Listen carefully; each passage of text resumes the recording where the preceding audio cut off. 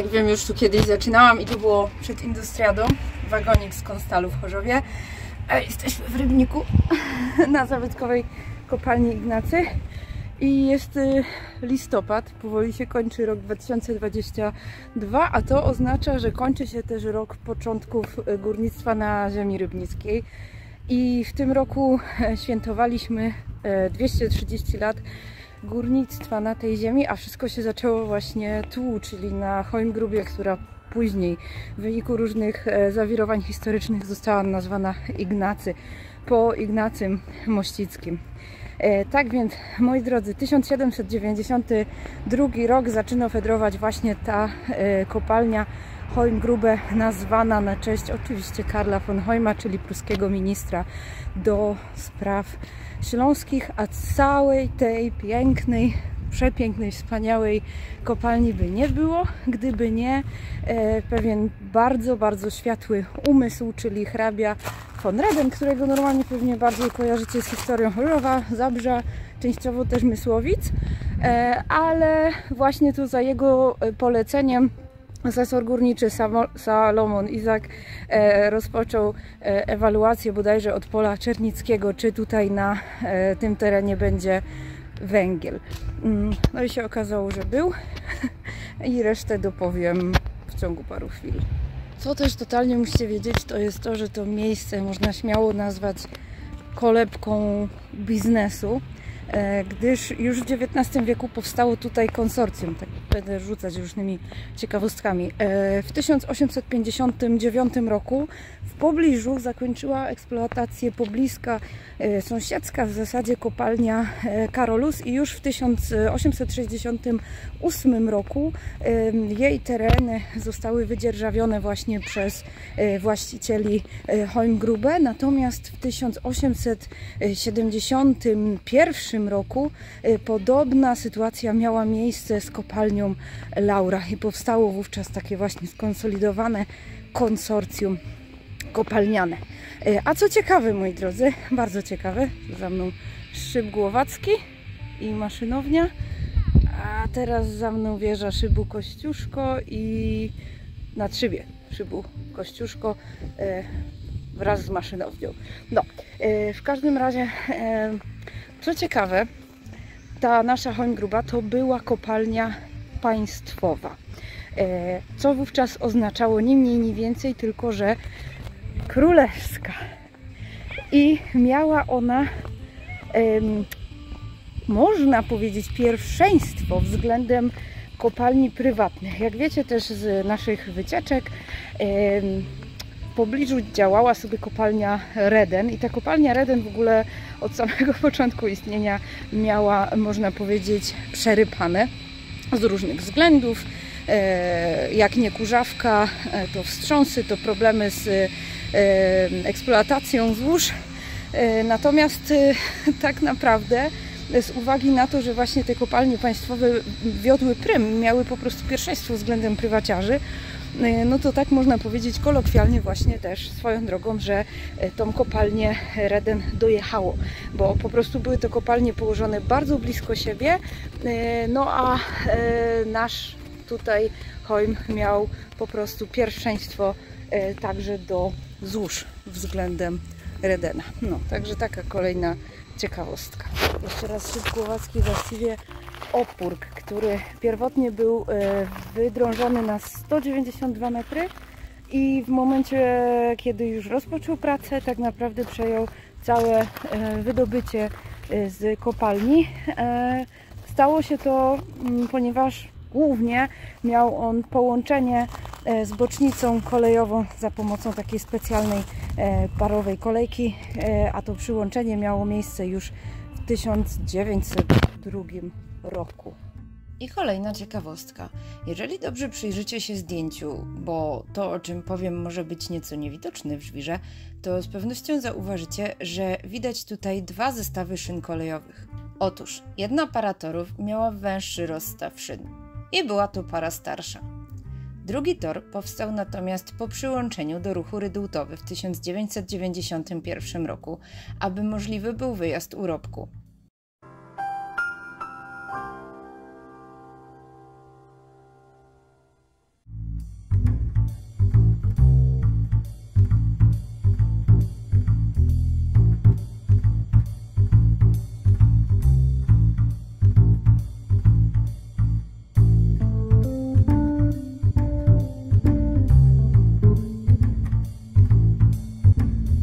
Wspomniałam też o powstaniu w 1871 roku tego konsorcjum Consolidierte Hoym Laura Grube, czyli skonsolidowane kopalnie Laura i Hoym.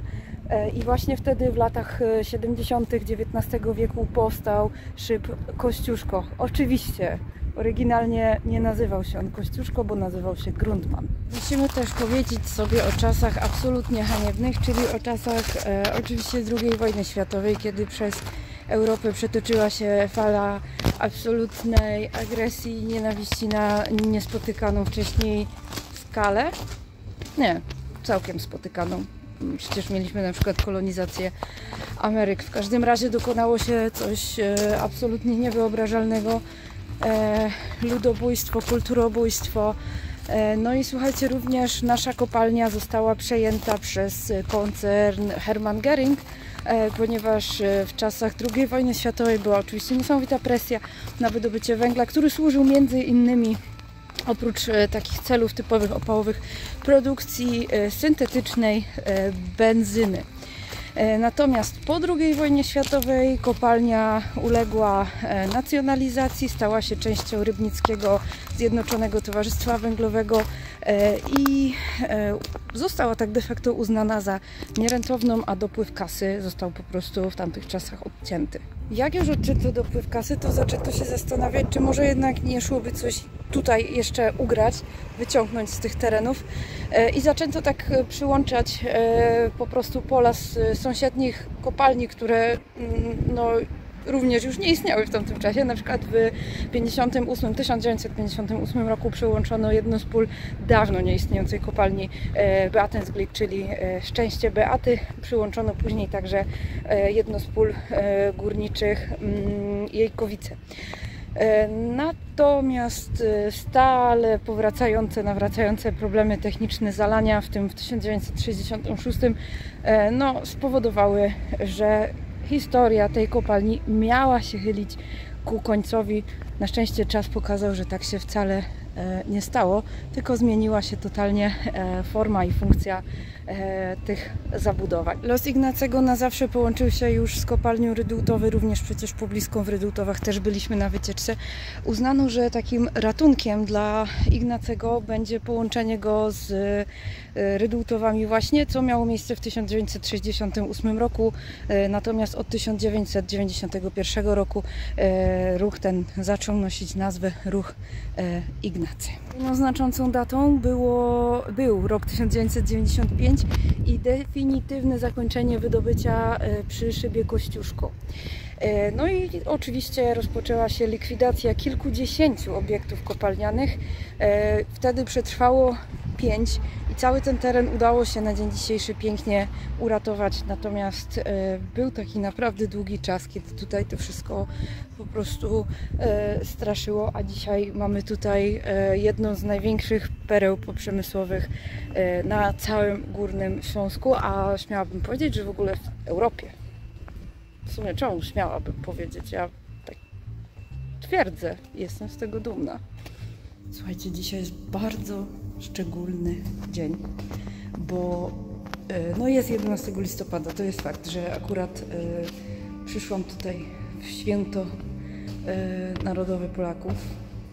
Natomiast mimo, że zaraz ten ruch turystyczny się zacznie, bo jest koło 11, o 14 jest pierwszy pokaz maszyn parowych w ruchu, to pierwszy raz trafiło mi się być w maszynowni Szybu Głowackiej.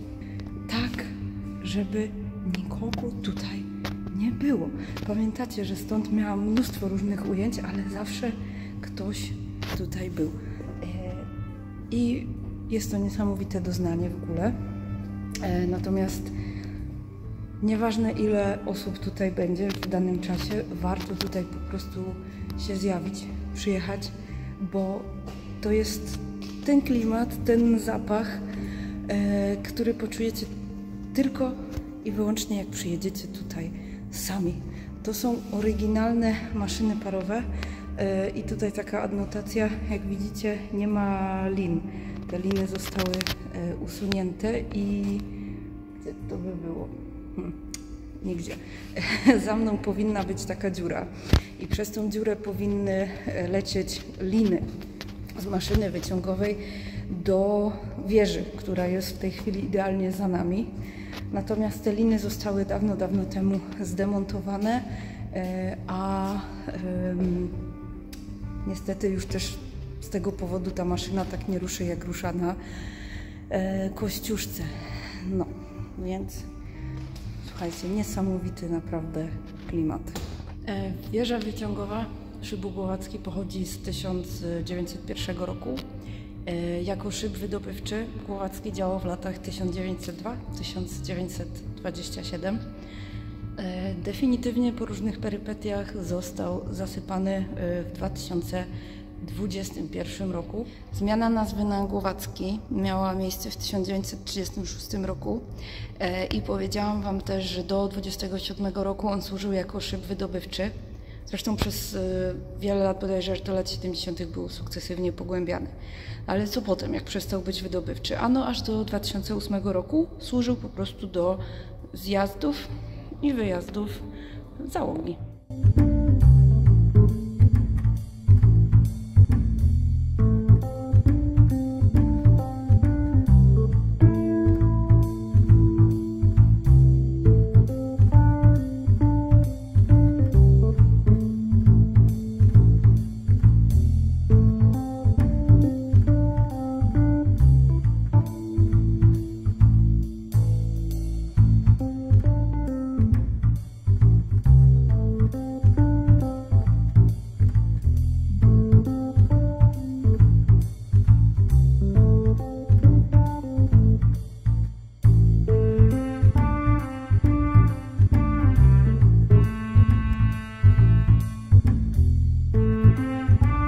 Wilhelmshütte Aktiengesellschaft.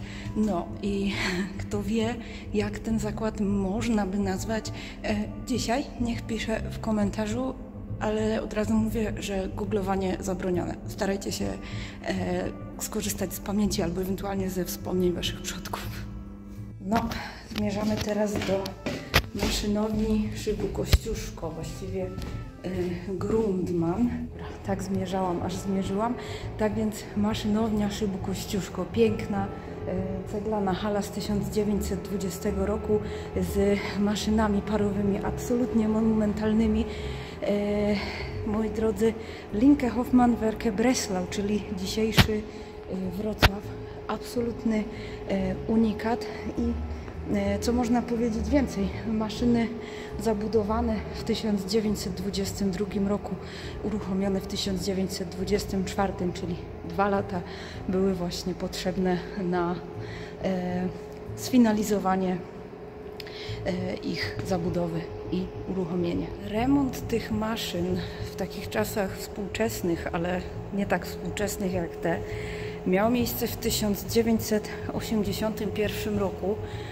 Żeby je tutaj właściwie zakonserwować, rozebrano nawet tymczasowo część budynku.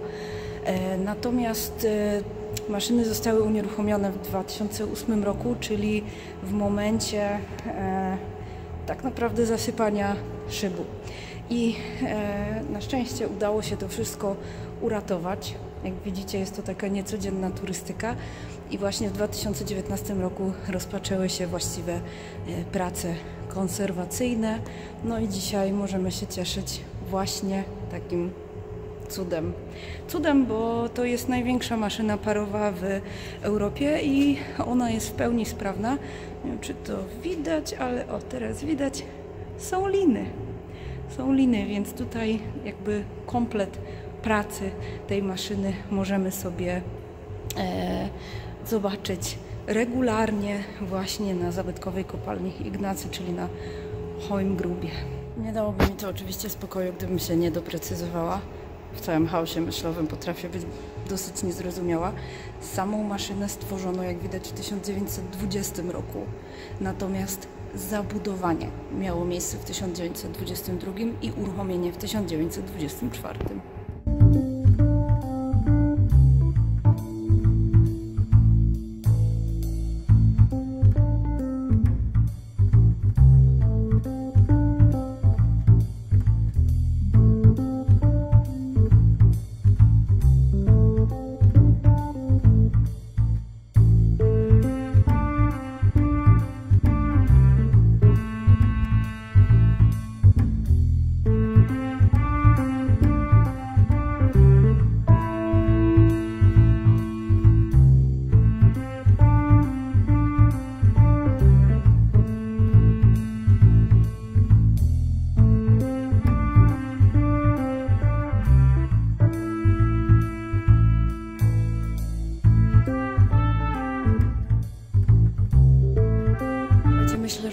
zrobiliśmy w tym roku naprawdę kawał dobrej roboty historycznej, społecznej, kulturowej, turystycznej, językowej, szeroko pojętej, humanistycznej.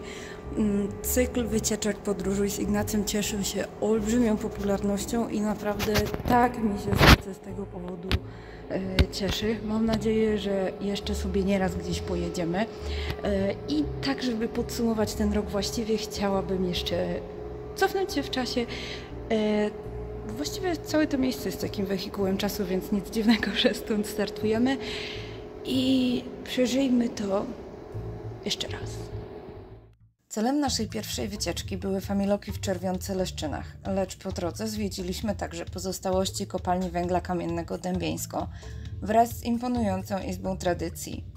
Pierwsza wycieczka i od razu pełny autokar i piękna pogoda.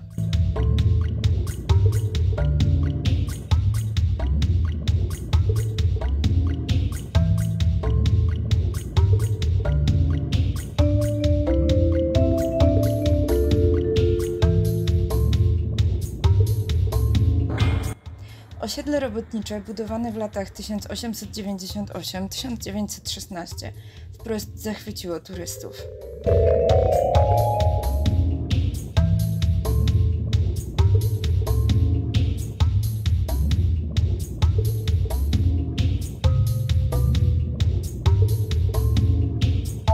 Ponownie w trasę wyruszyliśmy 19 marca, tym razem za cel biorąc Niewiadom oraz to, co zostało z kopalni Szczęście Beaty, Beatensglück.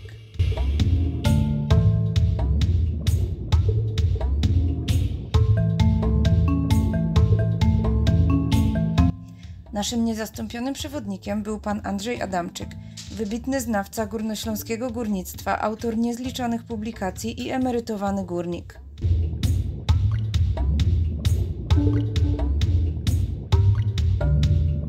W kolejną trasę udaliśmy się do moich rodzinnych Pomieczu Rydułtów.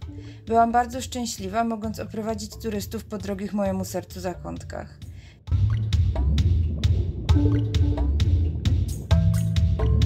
Jednak największą gwiazdą wycieczki okazała się wcale nie hałda Charlotta, a Struś. Śląsk to naprawdę piąta strona świata.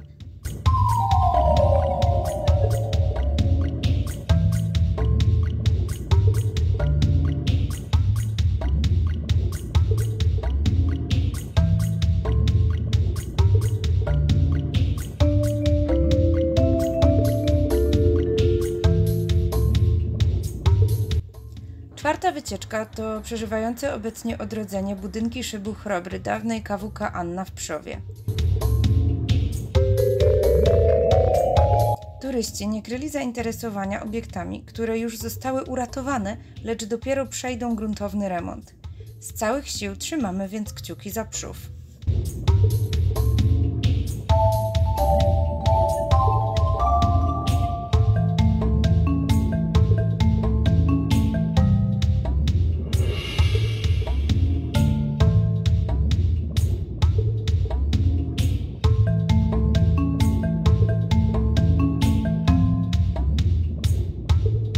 Przedostatnia wycieczka obejmowała Chwałowice, czyli dzisiejszą dzielnicę miasta Rybnik. Naszą przewodniczką była rodowita chwałowiczanka, autorka bloga Szuflada Małgosi oraz książki Piękni i Młodzi, opowieści o rybnickich Żydach, Małgosia Płoszaj. Jeśli przegapiliście spacer, to śledźcie uważnie Facebooka. Tam bowiem Małgosia ogłasza kolejne wydarzenia.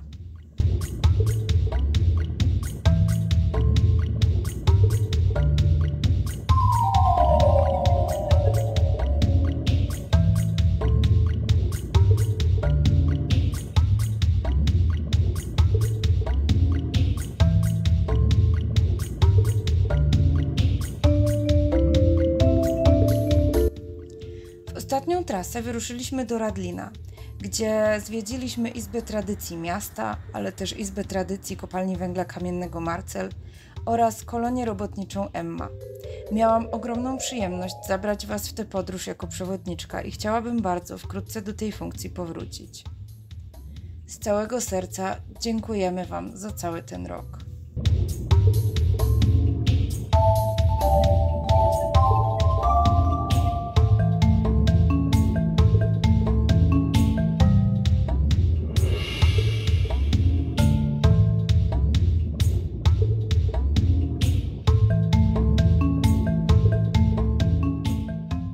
I